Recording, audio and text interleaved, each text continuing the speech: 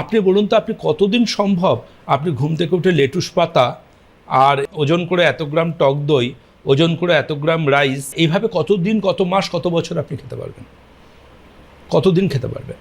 আমি আপনাকে বলছি এগুলো খেয়ে কোনো লাভই হবে না আপনার, যদি না আপনি নিজের শরীর সম্বন্ধে না জানেন বা না চেনেন। রোগা থেকে মোটা হওয়া বা মোটা থেকে রোগা হওয়া কোনো লাইটের সুইচ নয়।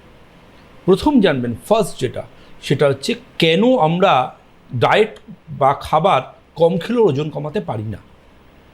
তার মূল শেকড় একটাই, এক কথাতে আলোচনা শেষ, দ্যাট ইজ স্লো মেটাবলিজম।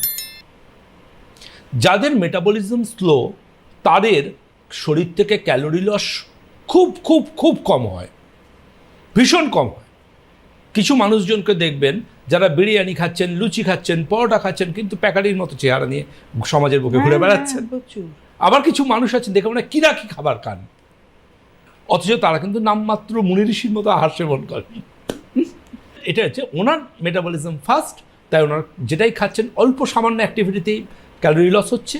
এনার মেটাবলিজম স্লো, তার জন্য উনি যতই কম খান সেই ক্যালোরিটা শরীর ছেড়ে বেরোতে চাইছেন না।